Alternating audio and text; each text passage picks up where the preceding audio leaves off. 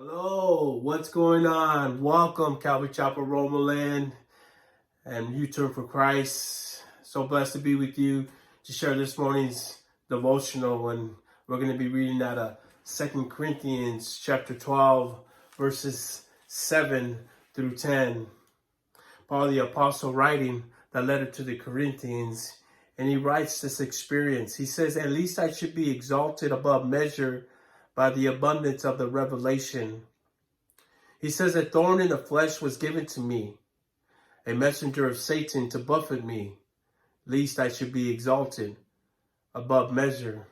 And then he says, concerning this thing that I was going through, this suffering, this time, he says, "I pleaded, I begged the Lord 3 times that it might depart from me." Paul the Apostle was given this thorn in the flesh in his life, and that thorn in the flesh represents any type of suffering that you and I could be experiencing at this time in our lives. But notice that this thorn in the flesh was given to him for the purpose of keeping him humble. It brought humility in his life, and God wanted him to stay humble. And just like this situation that's going on in our own lives right now, this whole thing all around the world is happening. It's really keeping us humble. It's showing us how frail we are. And it's keeping us in a place of humility right now. And it's a beautiful thing, actually. It's got people all over the place really connecting and praying for one another and encouraging each other and strengthening each other. We're actually being unified because of this virus. But notice sometimes you got to be careful, because when bad things are happening, sufferings are happening, you got to be careful that Satan is not right there just adding to it and beating you down. And next thing you know, the believer is on the floor rather being strengthened in this time. But he gave a word to Paul the Apostle, and this is the word that he gave to him as he was praying to God. God didn't take it away from him, but rather God spoke to him.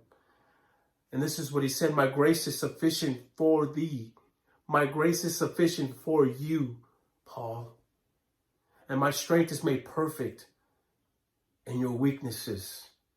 You see, strength and weakness brings perfect. See, God wants to do something in and through our lives, even in a time that is very difficult for all of us. I know for me it is, but my strength continues to come from the Lord, and I'm thankful for that. And so, church, remember, my grace is sufficient for you. My strength is made perfect in weakness. May you learn more about Jesus in this time that all of us are dealing with, and draw closer to him. God bless you. Hope to see you soon.